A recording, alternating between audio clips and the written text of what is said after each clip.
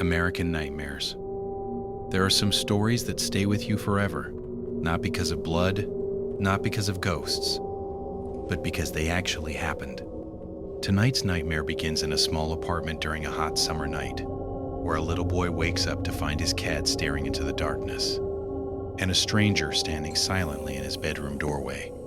No broken windows, no forced entry, just a man hiding inside their home while they slept. So lock your doors, turn off the lights, and prepare yourself, because this is one of the most terrifying true-style stories ever told on American Nightmares. The summer I turned 6, my mother told me monsters weren't real. A week later, we found one standing in our hallway at 3 in the morning. Even now, I still can't sleep with my bedroom door open because of what happened in that apartment outside of Cedar Ridge, Oregon. Back then, my parents had just divorced, and my mom, Rachel, was trying to rebuild our lives from scratch. We moved into a small ground-floor apartment at Pine Hollow Estates, the kind of place with buzzing neon signs, cracked basketball courts, and neighbors who kept blinds shut even during the day. Rachel tried making it feel cozy anyway. She bought thrift store lamps, painted my bedroom walls pale blue, and hung glow-in-the-dark stars across my ceiling so I wouldn't be scared at night. But I still hated sleeping alone. The apartment always sounded alive after dark.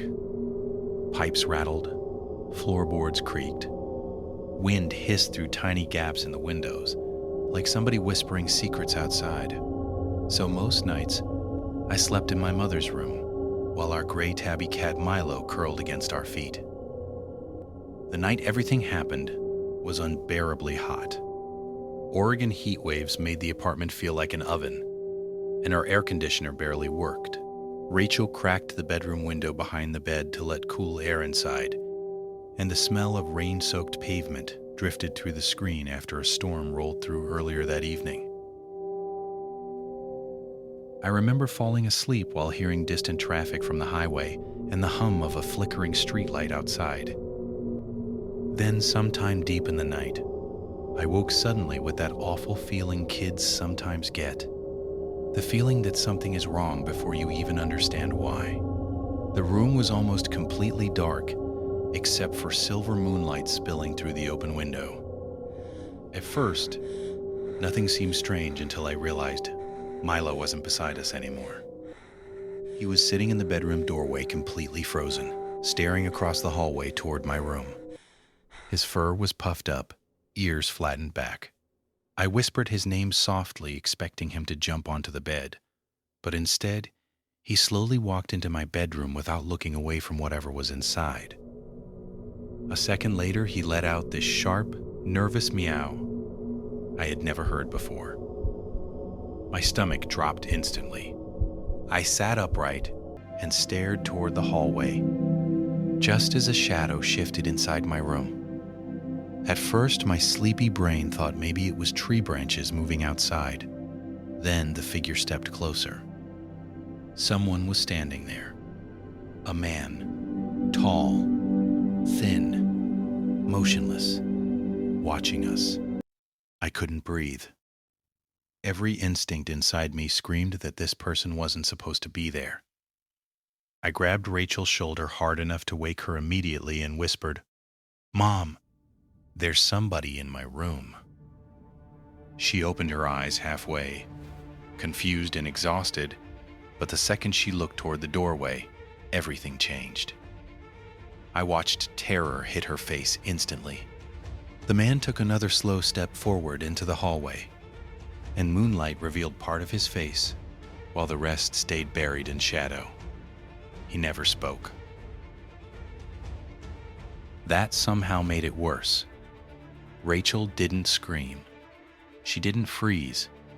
She moved faster than I thought human beings could move.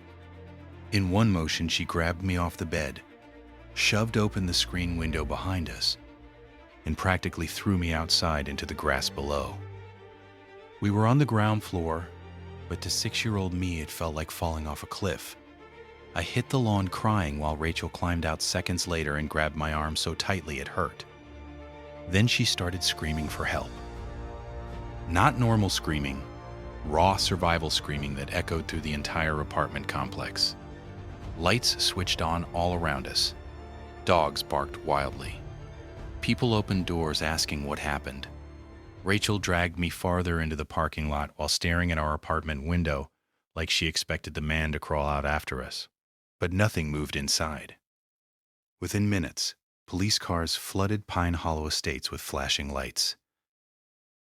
Officers stormed the apartment while another cop wrapped me in a blanket because I was shaking uncontrollably. Rachel kept repeating the same sentence over and over. There was a man watching us sleep. Police searched everywhere but found no intruder. No broken locks. No shattered windows. Nothing stolen. The only unusual thing was the front door standing unlocked, even though Rachel swore she'd locked both the deadbolt and chain before bed. Officers assumed the intruder entered through the front door and escaped before they arrived. One officer even suggested maybe I'd dreamed part of it because I was young, but Rachel knew what she saw. The fear after that night infected everything. Rachel barely slept anymore. She checked locks repeatedly before bed. She left lights on in every room.